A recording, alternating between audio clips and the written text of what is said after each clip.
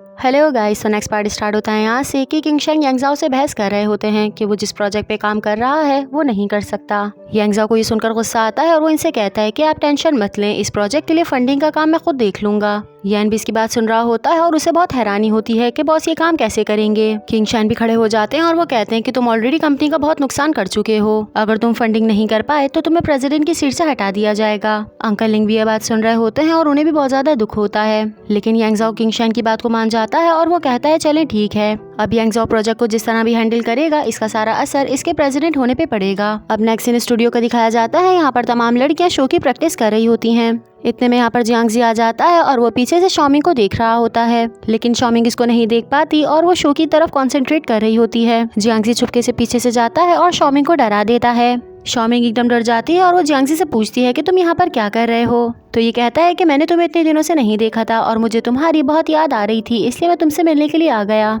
Shooting खत्म होती है तो शॉमिंग की दोस्त इससे मिलने आती है। वो जियांगजी को देखकर पूछती है कि ये कौन है। जियांगजी शॉमिंग के कंधे पे हाथ रख लेता है और कहता है कि मैं इसका बॉयफ्रेंड हूँ। शॉमिंग इसका हाथ हटाती है और कहती है कि फालतू की बात मत करो।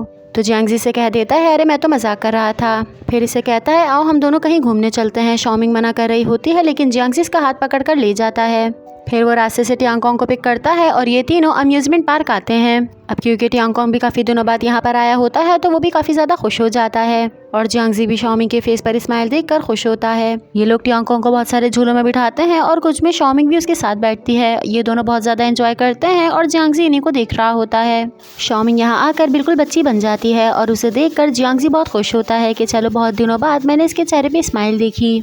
अब ये लोग राइड से फ्री होते हैं तो शॉमिंग इसका शुक्रिया अदा करती है कि तुम्हारी वजह से मैंने और टियांगकोंग ने बहुत एंजॉय किया। फिर जियांगजी इन दोनों की पिक्चर क्लिक करता है जिसमें ये दोनों बहुत क्यूट लग रहे होते हैं। फिर जियांगजी अचानक से सेल्फी लेने आता है तो शॉमिंग दूर हो जाती है और टियांगकोंग को बीच में कर देती है, लेकिन जियांगजी को इसमें भी कोई प्रॉब्लम नहीं होता। वो टियांगकोंग को बीच में रखकर ही सेल्फी ले लेता है। ये तीनों साथ में बहुत ही प्यारे बल्कि एक फैमिली लग रहे होते हैं। जियांगजी अचानक से जाता है और अपनी चुटकी बजाता है। इसके ऐसा करते ही वहाँ के सारे फवारे खुल जाते हैं। शॉमिंग और टियांगकोंग दोनों ये देखकर हैरान हो जाते हैं क्योंकि ये मंजर बहुत ही हसीन लग रहा होता है। आसपास के सारे लोग जमा हो जाते हैं और वो भी इस मंजर को देख रहे होते हैं। इतने में दो लोग एक बुके लेकर आते हैं जिसमें तकरीबन 1000 रोजेज होते हैं। साथ ही जियांगजी भी शॉमिंग की तरफ चलता हुआ आता है और अपने घुटनों पे बैठ जाता है और एक मर्तबा फिर वो शॉमिंग को प्रपोज कर देता है और इसे कहता है कि मैं तुम्हें बहुत लाइक करता हूँ, आई होप तुम मेरी फीलिंग्स को समझोगी। वहाँ खड़े सारे लोग चीखने लग जाते हैं कि इसे हाँ कर दो। शॉमिंग टियांगकोंग का हाथ पकड़ती है और उसे यहाँ से ले जाती है। वो एक मर्तबा फिर से जियांगजी को रिजेक्ट कर देती है। जियांगजी को ये देखकर बहुत ज्यादा दुख होता है। शॉमिंग के बार बार रिजेक्ट करने के बाद भी जियांगजी इसी के पास आता है। शॉमिंग जैसे इसे देखती है वो खड़ी हो जाती है और इससे पूछती है कि तुम ये क्या कर रहे हो, और इसे गुस्से से कहती है कि मैं तुम्हें कितनी मर्तबा मना कर चुकी हूँ कि मैं तुम्हारे लिए फीलिंग्स नहीं रखती। टियांगकोंग इनकी बात सुन रहा होता है तो अपने कानों पे हाथ रख लेता है। शॉमिंग जियांगजी से कहती है कि तुम ये बात बहुत अच्छे से जानते हो कि मेरा दिल किसी और के लिए धड़कता है। तो जियांगजी से कहता है आई एम सॉरी, लेकिन मैं क्या करूँ, मैं तुम्हें बहुत पसंद करता हूँ, लेकिन मैं जब तक तुम पे ट्राई करता रहूँगा कि जब तक तुम मुझे खुद से पसंद ना करने लगो। तो शॉमिंग कहती है कि तुम फिर से शुरू हो गए। जियांगजी कहता है अरे मैं तो मजाक कर रहा था, क्या तुमने मुझे माफ़ कर दिया। शॉमिंग कहती है ठीक है, लेकिन आइंदा कभी ऐसी हरकत मत करना। इस पर जियांगजी पूछता है कि क्या तुमने मेरा कॉन्फेशन एक्सेप्ट कर लिया। तो शॉमिंग मना कर देती है। इस पर जियांगजी कहता है कि क्या तुम चाहती हो कि मैं पूरी जिंदगी तुम्हें प्रपोज करता रहूं, तुम जरा भी मेरी सिंसियरिटी पे यकीन नहीं रखती। तो शॉमिंग कहती है हाँ बेशक मुझे तुम्हारी सिंसियरिटी पे यकीन है, लेकिन ये बात तुम बहुत अच्छे से जानते हो कि मैंने तुमसे कभी भी नहीं छुपाया कि मेरे दिल में कौन है। मैं तुम्हें एज अ बॉयफ्रेंड एक्सेप्ट नहीं कर सकती।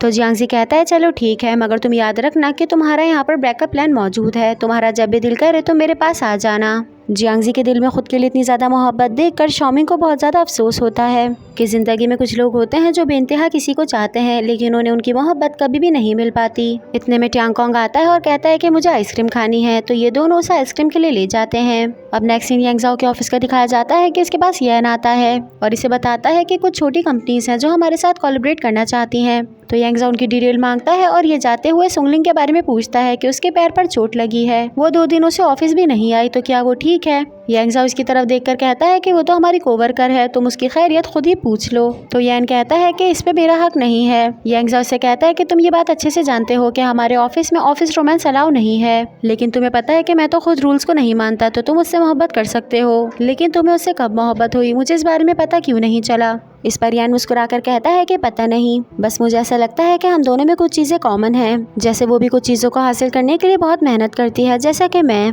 और बस इसी चीज़ को देखकर मैं उसके करीब हो गया। तो यांगजाओ कहता है कि तुम्हें जब भी मौका मिले उसे प्रपोज कर देना। यान जवाब देता है कि मेरी कभी भी हिम्मत नहीं पड़ती कि मैं उससे कोई क्वेश्चन भी कर सकूं। यांगजाओ की बातें सुनकर उसे क्लियर हो जाता है कि वो लिंग को पसंद नहीं करता, और ये सोचते हुए यहाँ से खुशी खुशी बाहर निकलता है। यांगजाओ भी इसके लिए बहुत ज़्यादा खुश होता है कि चलो यांग को मोहब्बत हो गई है। अब नेक्स्ट सीन कार का दिखाया जाता है कि शॉमिंग जियांगजी से कहती है कि मुझे बहुत टाइम हो गया कि मैंने टियांगकोंग को खुश देखा हो, आज तुम्हारी वजह से उसने बहुत ज़्यादा एंजॉय किया। तो जियांगजी इसके करीब आता है और इससे पूछता है कि इसके बदले में मुझे क्या मिलेगा। फिर जियांगजी शॉमिंग के करीब आता है और इससे कहता है मेरे गाल पे किस कर दो, इससे मैं समझूंगा कि आज जो मैंने किया उसका मुझे रिवॉर्ड मिल गया। शॉमिंग एकदम शॉक्ड हो जाती है और फिर चीखती है कि तुम्हें क्या हो गया। फिर अचानक से शॉमिंग के करीब आता है और इसकी सीट बेल्ट लगाने लगता है। शॉमिंग एकदम शॉक्ड हो जाती है और इसको देख रही होती है। इतने में टियांगकोंग की पीछे से आवाज़ आती है, तो शॉमिंग कार से निकलती है और पीछे जाकर बैठ जाती है। जियांगजी कहता है बेशक कबाब में हड्डी है, लेकिन मैं इसे एज अ डेट ही कंसिडर करूंगा, लेकिन शॉमिंग कुछ भी जवाब नहीं देती। अब कुछ देर बाद का दिखाया जाता है कि ये दोनों फाउंडेशन पहुंचते हैं और टियांगकोंग को वहां पर छोड़ते हैं। इतने में अचानक से शॉमिंग के पास कॉल आती है और इसके डायरेक्टर इसे कहते हैं कि क्या तुम थिएटर आ सकती हो। तो शॉमिंग जियांगजी को बताती है कि मुझे थिएटर जाना है। तो जियांगजी कहता है चलो मैं तुम्हें छोड़ देता हूँ। अब थिएटर का सीन दिखाया जाता है कि यहाँ पर डायरेक्टर बहुत सैड बैठे होते हैं। शॉमिंग आती है और उनसे पूछती है कि क्या हुआ है। तो डायरेक्टर बताते हैं कि जिस कंपनी ने हमसे प्रॉमिस किया था कि वो हमारे प्ले के साथ इन्वेस्ट करेगी, अब वो लोग एनिमेशन प्रोजेक्ट में इन्वेस्ट करेंगे जिसमें उनको ज़्यादा प्रॉफिट होगा। बहुत मुश्किलों के बाद उन्होंने हमारे साथ इन्वेस्टमेंट की थी, और अब जब उन्होंने विड्रॉ कर दिया है तो मुझे नहीं लगता कि हम इस जगह का रेंट भी दे पाएंगे। तो शॉमिंग इनसे कहती है कि आप परेशान ना हो, मुझे थोड़ा सा टाइम दे। वो शॉमिंग से कहते हैं कि तुम क्या कर पाओगी, तुम कुछ भी नहीं कर सकती। इस पर शॉमिंग कहती है कि आप परेशान मत हो, आप मुझ पर भरोसा रखें, और ये कहते हुए यहाँ से निकलती है। नेक्स्ट सीन सुंगलिंग का दिखाया जाता है कि वो अपनी बहन की दी हुई टेप रिकॉर्डिंग हाथ में बैठकर कुछ सोच रही होती है। इतने में गेट नॉक होता है तो वो उसे कुशन के पीछे छुपा देती है, और गेट खुलकर जाके देखती है तो यन आया होता है। वो गेट खुलते के साथ ही इसकी खैरियत पूछता है कि तुम्हारे पैर में लगी थी, अब तुम्हारी चोट कैसी है। तो सुंगलिंग इससे कहती है कि अंदर आ जाओ। ये सुंगलिंग का हाथ पकड़कर उसे सोफे पे बिठाता है और उसके लिए कुछ सामान भी लाता है। ये पूछती है कि क्या कंपनी में कुछ बुरा हुआ है, जिस पर यान कहता है नहीं, मैंने सोचा कि तुम्हारे पैर पर लगी है जिसकी वजह से तुम बाहर आ जा नहीं सकती, इसलिए मैं तुम्हारे लिए कुछ फ्रूट्स और दूसरा सामान लेकर आया हूँ। फिर यान सुंगलिंग के लिए कुछ ऑरेंजेस काटता है। इस पर सुंगलिंग कहती है कि तुम मेरे साथ इतना अच्छा बिहेव मत करो, मैं इतनी केयर के लायक नहीं हूँ। जिस पर यान कहता है कि हम लोग कुलीग्स हैं और एक दूसरे की मदद करना हमारा फर्ज है। वो करीब आकर इसके आगे ऑरेंजेस रखता है और इससे कहता है कि तुम्हें किसी भी चीज की जरूरत हो तो मुझे कॉल कर देना, और ये कहकर चला जाता है। यान को इतनी केयर करता देख सुंगलिंग को भी कुछ फील होता है और वो उसी के बारे में सोचने लगती है। अब नेक्स्ट सीन में स्टूडियो को दिखाया जाता है कि इस जगह को खाली कराया जा रहा होता है। शॉमिंग यहाँ पर खड़ी होती है और वो बहुत ज्यादा सैड होती है। इतने में जियांगजी यहाँ पर आ जाता है और शॉमिंग को इतना सैड देकर उससे वजह पूछता है। तो शॉमिंग इस सारे मामले के बारे में बताती है। जियांगजी इसकी मदद करने का कहता है तो ये मना कर देती है और कहती है कि अब से मैं अपनी मदद खुद करूंगी, लेकिन साथ ही कहती है कि मुझे तो स्टोरी टेलिंग के अलावा कुछ भी नहीं आता।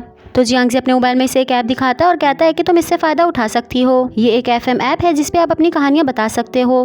तो शॉमिंग ये देखकर खुश होती है कि इससे तो मेरी बहुत ज़्यादा मदद हो जाएगी। शॉमिंग कहती है कि मैं इसे घर जाकर ट्राई करूंगी। तो जियांगजी कहता है कि आओ मैं तुम्हें घर छोड़ देता हूँ। अब नेक्स्ट दिन सुबह का दिखाया जाता है कि यहाँ पर स्टूडियो में जीटोंग एक्टिंग कर रही होती है। शॉमिंग की डायरेक्टर बाहर खड़ी होकर इसे देख रही होती है, लेकिन जीटोंग की एक्टिंग थोड़ी ओवर होती है और वो इतनी कोशिशों के बाद भी शॉमिंग जैसा एक्ट नहीं कर पाती। जब शूटिंग खत्म होती है तो जीटोंग बाहर आकर इनसे पूछती है कि आपको मेरी एक्टिंग कैसी लगी। तो डायरेक्टर इसे अप्रिशिएट करते हुए कहती है कि तुम्हारी एक्टिंग बेहतर थी, लेकिन तुम थोड़ी और मेहनत करोगी तो ये अच्छी हो जाएगी। ये कहकर वो यहाँ से निकलती है और जीटोंग दिल में सोचती है कि मैं जितनी भी कोशिश कर लूँ मैं शॉमिंग जैसी नहीं बन सकती। सामने इसका मेकअप मैन खड़ा होता है और वो इससे कहता है कि तुम और शॉमिंग तो दोस्त थे, तो तुम उससे खुद को कंपेयर क्यों कर रही हो। अब नेक्स्ट सीन में दिखाया जाता है कि शॉमिंग की डायरेक्टर इससे मिलने आती है। तो शॉमिंग उनको सारी सिचुएशन के बारे में बताती है। ये दोनों आपस में बात कर रही होती है कि इतने में शॉमिंग देखती है कि सामने बहुत ज्यादा रश लगा है। तो वो डायरेक्टर से पूछती है कि वहाँ इतना रश क्यों हो रहा है, जिस पर डायरेक्टर जवाब देती है कि इन दिनों ये चीज बहुत आम हो गई है, एक्चुअली वो डोनेशन जमा कर रहा है। और इसी चीज से शॉमिंग को आइडिया आइडिया आता है कि वो भी तो डोनेशन जमा कर सकती है।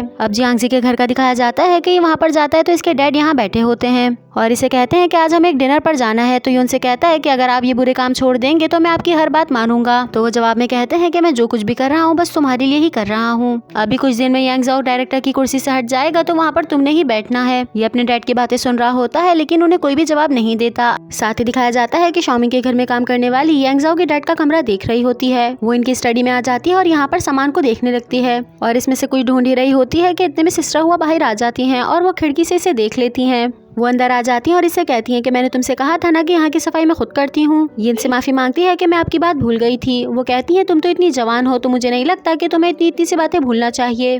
फिर इसे लेकर बाहर निकलती हैं और इसका गेट बंद कर देती हैं। यहाँ शॉमिंग खड़ी रोड पर पैम्फलेट बांट रही होती है और डोनेशन जमा कर रही होती है। अब रात का सीन दिखाया जाता है कि जियांगजी और उसके फादर डिनर पर आते हैं। यहाँ पर ये लोग बैठकर सिर्फ और सिर्फ यांग ज़ाओ की बुराइयां ही कर रहे होते हैं। शॉमिंग थोड़ा बहुत डोनेशन जमा कर अपने घर आती है। फिर यहाँ पर काम करने वाली लड़की शॉमिंग को पानी पिलाती है। शॉमिंग अपनी मॉम के बारे में पूछती है और उनके कमरे में जाती है तो ये उसको गुस्से से देखने लगती है। सो गाइज अभी तक के लिए इतना ही। आई होप आप सबको वीडियो पसंद आई होगी। अब हम मिलेंगे नेक्स्ट पार्ट में। जब तक के लिए अपना ख्याल रखिएगा। Bye bye and thank you so much for watching.